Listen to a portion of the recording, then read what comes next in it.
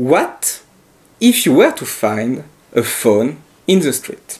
Okay, to those being actual responsible adults answering, I would take it to the nearest police station, obviously. The fact is that you're probably right and also never playing this game.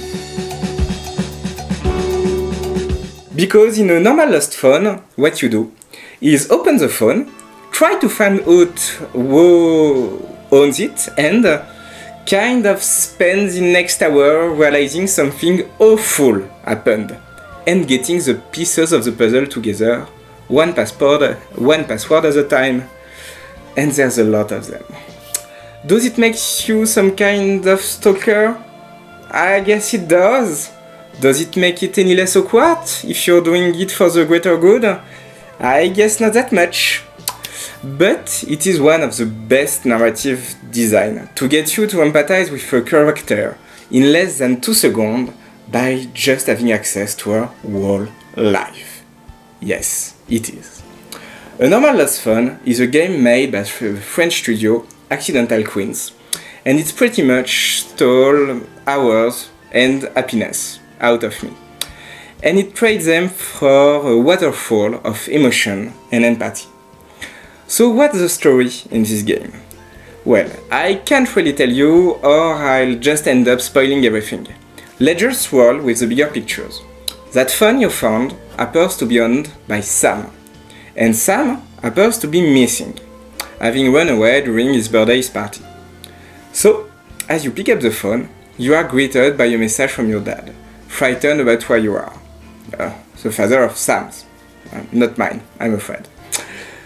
And then the exploration begins. It should be said that the gameplay is actually quite smart. You play that game on your phone, and it becomes Sam's phone, that you can explore as if it was yours.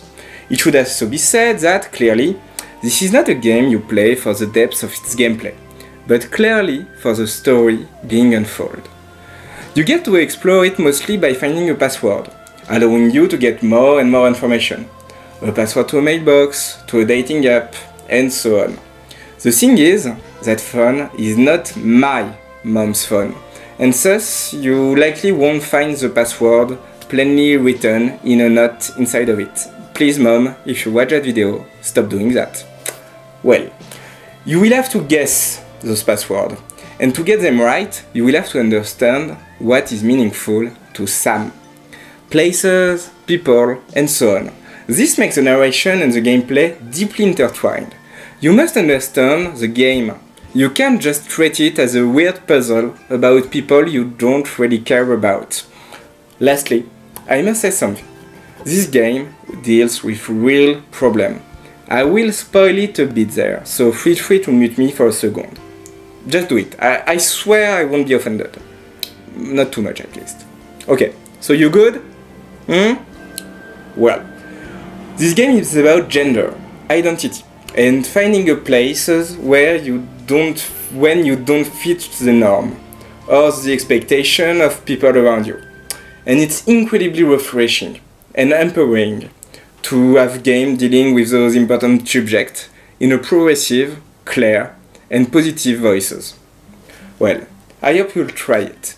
And I double up you will, since another episode, Another Lost Phone, Laura's Stories, was released, and there's as much awesomeness as in the first one. And let me tell you, that's a lot of it.